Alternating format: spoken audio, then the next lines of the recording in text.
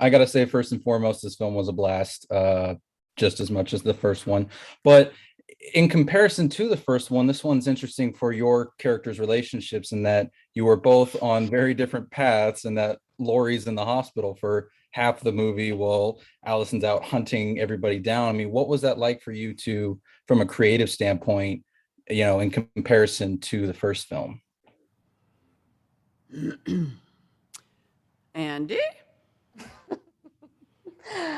It was a really fun jump to go directly from the 2018 movie directly into Halloween Kills.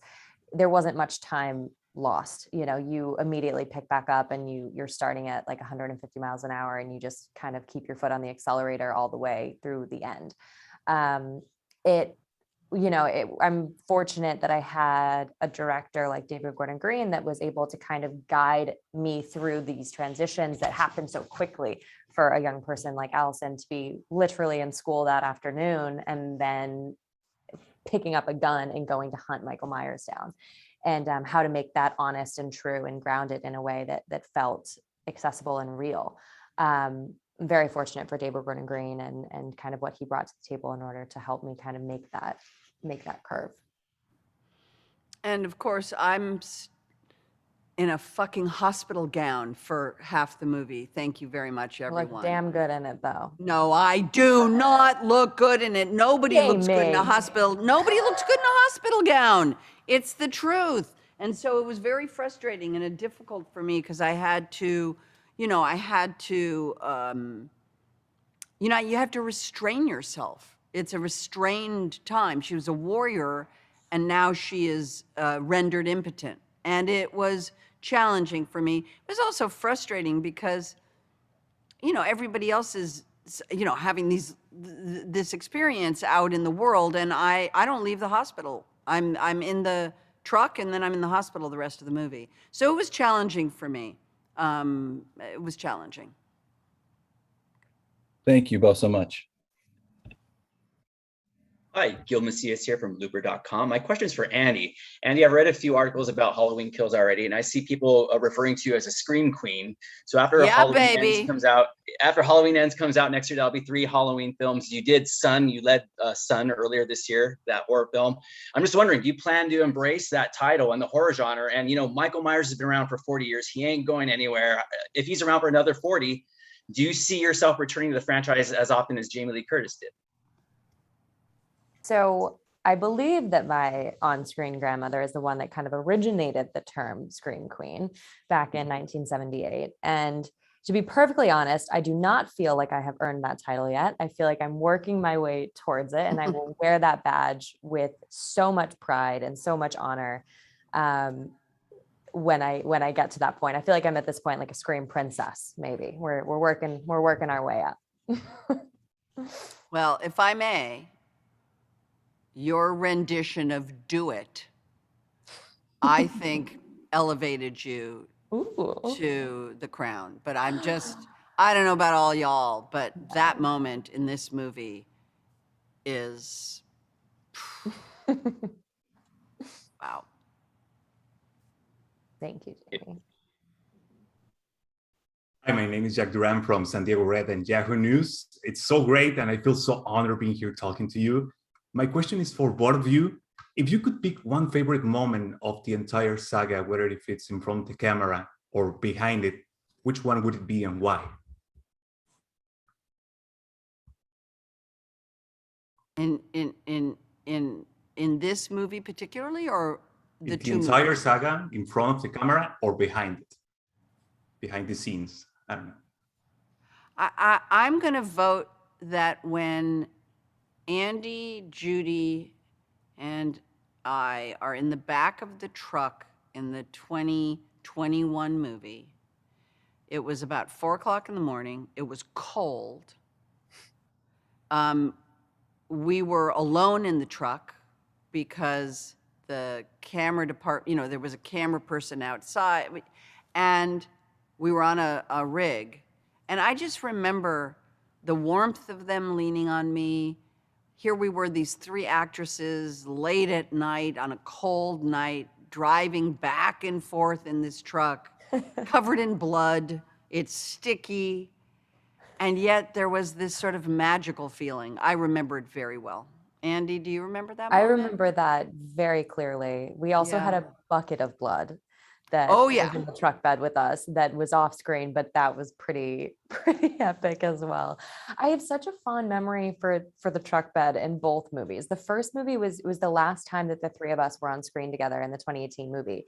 And we all, I think, had a couple more things to film, but none that were together. And I remember being in the back of the truck in the 2018 movie, and it was the same thing. I remember David was in there holding the camera, and we were driving back and forth and just kind of letting the weight of everything fall. And for me as a person in that moment as well, it was just the weight of realizing that I'm involved in something that's this special with these two women that are so incredible and that I feel so fortunate to work with, much less call friends and mentors at this point. And then cut to 2021 movie and Halloween Kills when we're back in the truck. And exactly, it was one of the only, it's the only time in the movie that the three of us are together. Yep. And that was, again, a really powerful thing to be just leaning on each other and again, like feeling the weight of what's happening. That's so beautiful. Thank you so much. Thanks. Brad from Film School Rejects. So much of the last film was about reclaiming your power after trauma, but in this one, of course, evil persists. And I was wondering if the two of you could discuss the challenges of maintaining that horrific history while the sequel must still go on. Say that again?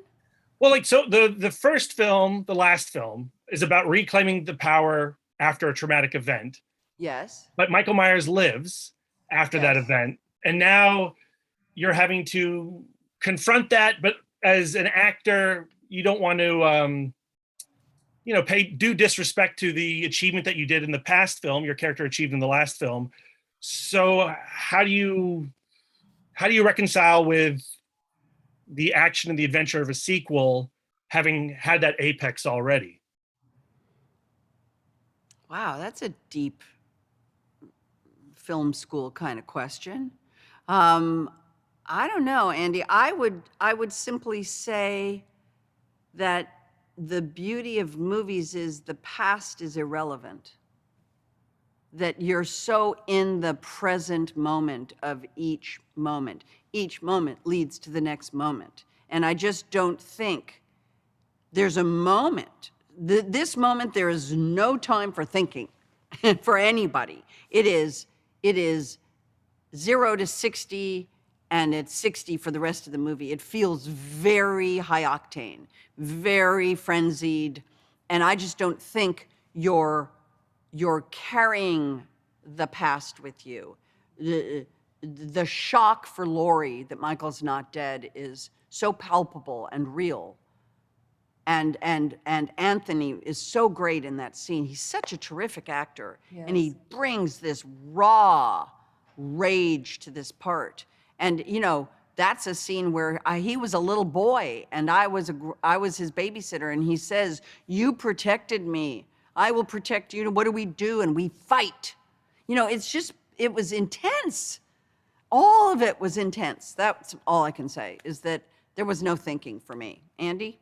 Yeah, I think that part of what made that a little bit easier is the fact that it's one continuous movie. Yes. Almost. Like you start, it's basically a 4-hour movie, more or less.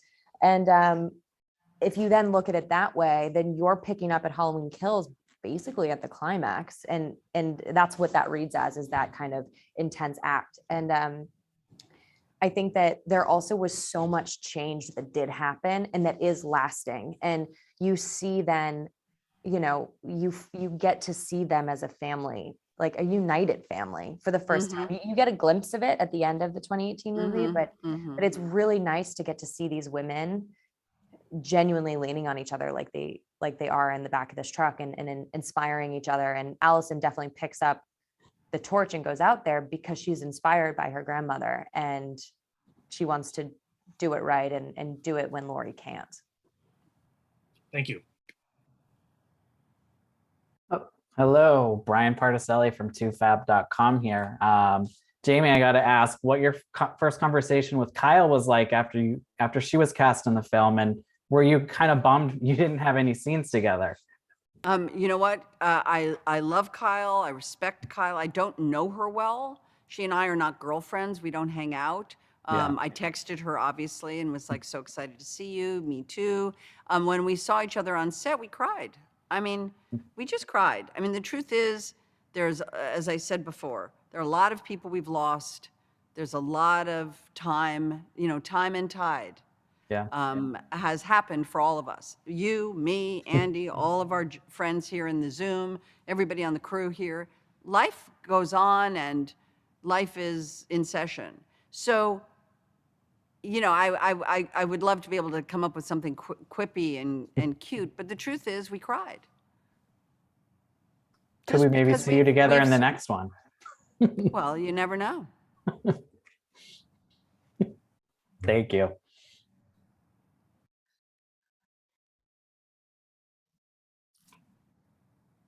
Hi, I'm Amir Mohammed with Gatecrashers. I just want to say congratulations on the film, both of you.